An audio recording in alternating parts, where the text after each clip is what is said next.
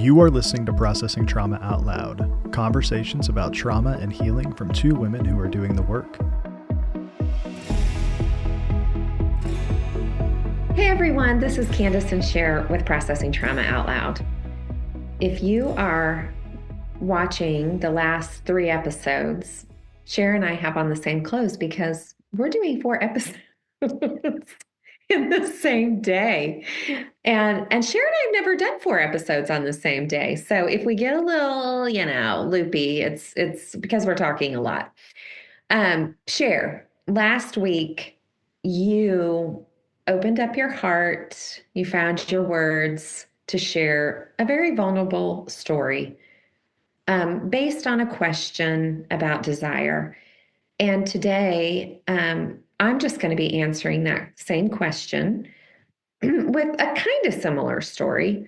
But do you want to just go ahead and bring that question to the listeners again? But before you do that, how are you feeling about publishing that last episode, which we haven't technically done yet, but yeah. And thank you. I felt like I did want to say a few words. Before we hit record last week, we talked about what I wanted to bring. And I feel like I want our listeners to know that we are very intentional about what we talk about on the podcast. Mm-hmm. We try to bring a variety of subjects and topics pertaining to healing from childhood trauma. We often bring things that are real in our own lives, and some things present, some things past. And I knew that what I talked about last week was a difficult topic. And I said before we pressed record that I felt like I wanted to talk about it because I really believe that for women who know childhood trauma and for women who are wild women of deep desire and are in that context of longing to be seen and soothed and safe and secure, sometimes we get into relationships where we become enmeshed and we don't really know what to do with that. We don't really know how to get out of it. We don't know how to navigate when we're in it. And there's it's this context of we're getting something that feels very good and we are being consumed. Mm-hmm. Mm-hmm. And so I shared what I shared last week with intention of being vulnerable, but with hope that it will be meaningful for our listeners. So I feel like I'm holding it well. Even though, it's a week later, but really for you and I, it's 15 minutes later. Right. And, right. I feel gratitude for the way that we navigated the session, for the way that you saw me and slowed things down and allowed me space to breathe, and for how I was able to stay present through the conversation and yet recognize that, I think there are some things here I want to do a little more work around this topic. So, I feel good about it. And I know you're going to talk about some things similar today. And so I would like to read the question and then we'll jump into hearing what you want to share. Mm-hmm. Okay. Here's the question. Have you experienced a time when you were free to desire, or when desire was kind of, the flames of desire were fanned? You felt some goodness, you saw some goodness, and you went for it. Have you experienced a time when you were free to desire and then experienced pain and regret? Mm-hmm. Mm-hmm. Okay, so I'm feeling quite vulnerable and I'm trying to decide where I really want to go. I feel like this is such the theme of my life of desire gone bad that I don't even really know where to start. So I'm going to start with the idea of what it means to be consumed. Okay. when you've had childhood trauma, emotional, physical, sexual abuse, you are consumed. Yeah. Your body, your heart, your emotions are being used, consumed for somebody else's pleasure, outlet of anger. It's somebody else that's not doing their work, and they're actually putting their trauma on you. Okay, they're consuming you. So when you have that repetitively with no repair, you actually feel like it's kind of your role to allow people to do that. Now, this is going to, it may be a little fragmented because I feel a little fragmented, to be honest with you, but I'm going to jump to Julia Roberts in Pretty Woman. Mm-hmm. I got a story here. Hold on. And that scene, if you haven't seen this, there is a scene. So she's with Richard Gere, and he picked her up as a prostitute, brought her into his life, and they're developing this relationship, but she's confronting him because she thinks that he's trying to set her up with his attorney. And she pauses because she's angry. You know, even though she's a prostitute, right?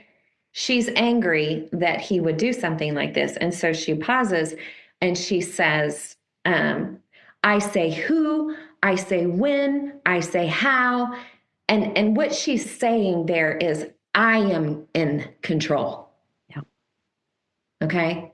Yeah. So a child that's been consumed will either lean extremely towards allowing people to completely walk over them, consume them, use them, or they will power up and try to be in control. Mm-hmm. And I will say, and they're still being consumed. Yeah.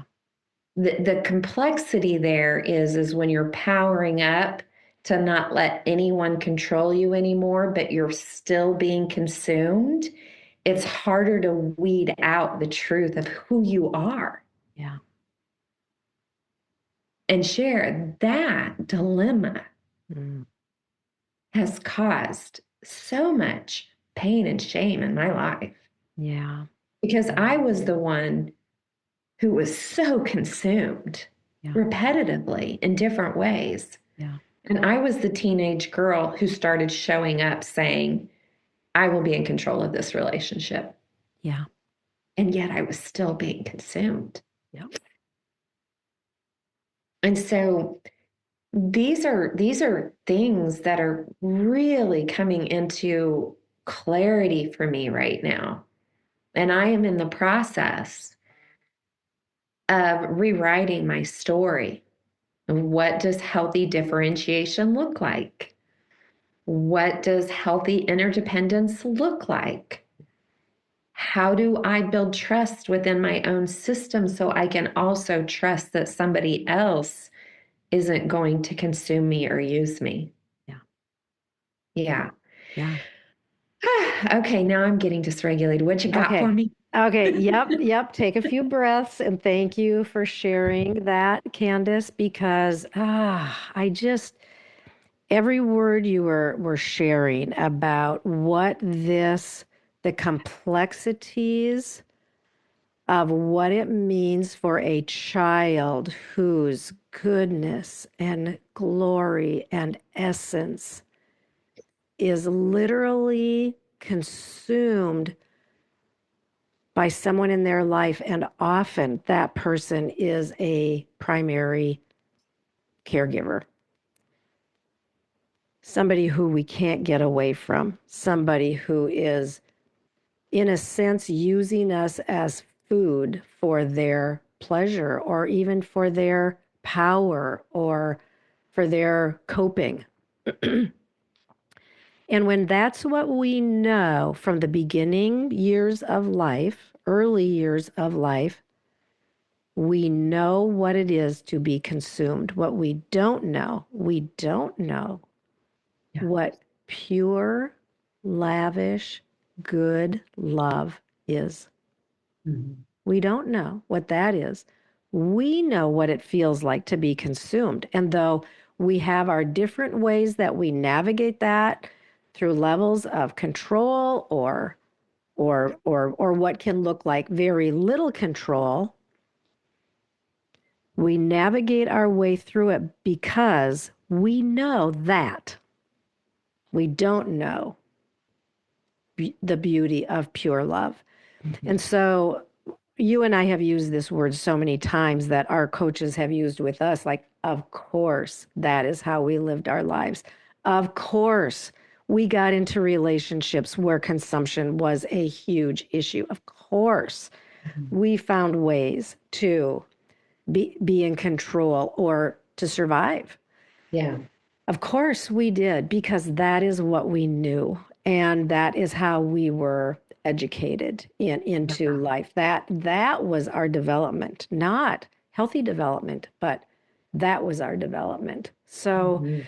yeah, and this just feels so important for me that we're talking about this, because can we say that everyone who has childhood trauma probably knows this dynamic of enmeshment in relationships or consumption, triangulation, all of these different dynamics, manipulation that get us into relationships where we are so hungry for crumbs that we allow harm to come to our body or soul or spirit, because that's what we know. That's the only way that we know that we can get pieces, fragments of goodness. Yeah, as I'm listening to you, I'm thinking about how IFS entered into our lives and how it has helped me to further understand my parts of, Yeah.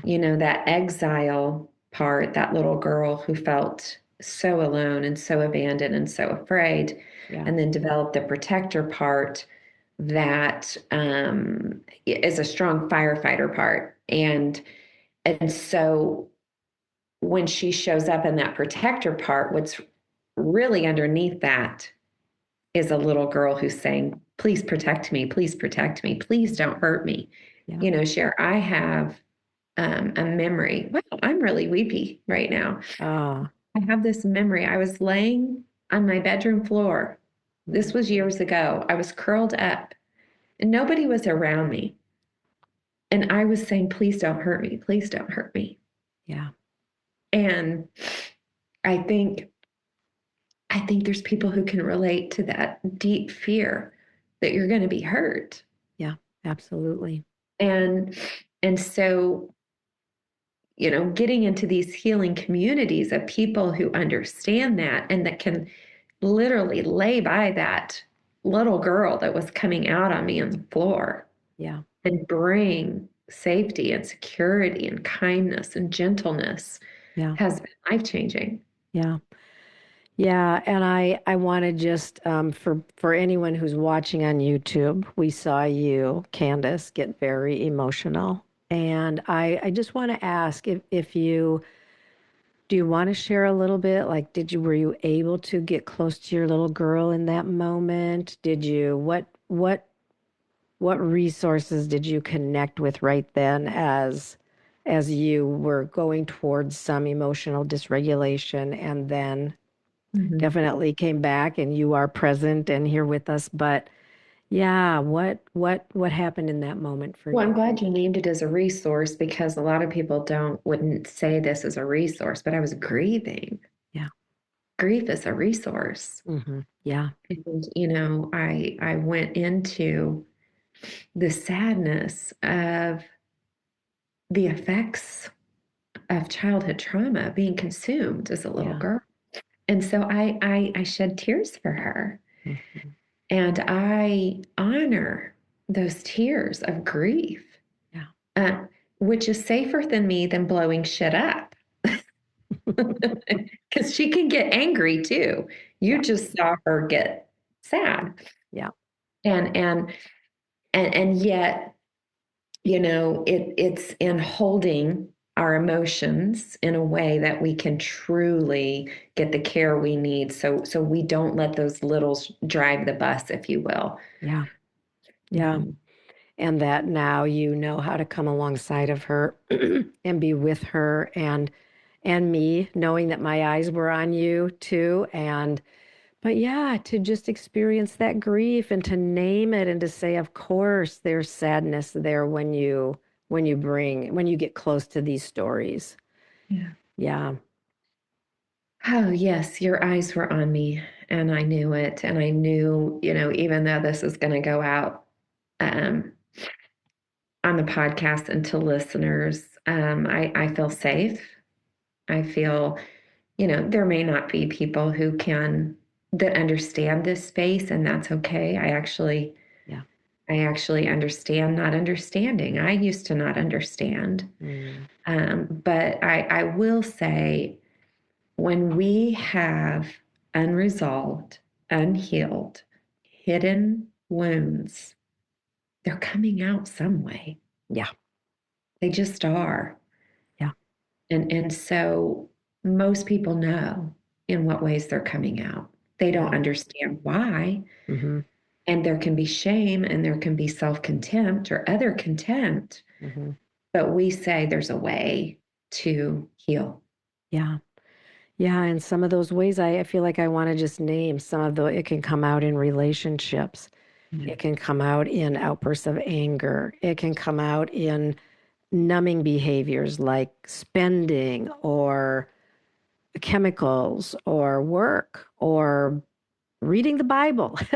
Anything can be a numbing behavior. But yeah, instead of being able to stay connected with the pain or the shame and work it through, we will jump away from it in some way that helps us feel safe, but doesn't really allow us to be seen and soothed. So well done. And it's actually good. Like if you're in the presence of someone who is not seeing you, of someone who cannot hold you or contain your story, shut it down. Yeah. It's okay to protect. And you begin to know that more and more. There's a felt sense called resonance Yeah. that someone is with you in a posture of love and understanding. Yeah. And I'm learning that more and more. I have been an oversharer. I have trusted those who were not trustworthy. Yeah. And I haven't always been in that space that I could hold stories in the way that I can now. So there's no shame, Yeah. but you do begin to trust what your body's saying. Yeah. And 99.999% of those people who are trustworthy will be people who have done their own work. Absolutely. If they haven't done their own work and moved toward their own pain and their own wounds, the capacity to hold space for you in your deep distress is extremely limited and almost impossible. I agree, friend. Yeah. Thank you, Thank you. Kandace, for sharing your story. And we're just holding hope that these things we're sharing about desire, about the complexities of being wild women of desire. I mean, this is a complex thing. And there's a lot stirring in us as we're processing this topic. And as we are going into some of the deeper places of our soul and story, some things are getting stirred up. And it's like, okay, that's part of the ongoing journey. But Kandace, thank you for sharing what you did with us today. And again, as we say often, please reach out to us at CandaceSher@gmail.com. We're sharing real stuff here. There ain't no fake happening here. And we invite our listeners to reach out. We would love to hear from you. And if anyone is needing help, please let us know. Yeah. Good to be with you. Love you so much, Sher. Love you too. Take care.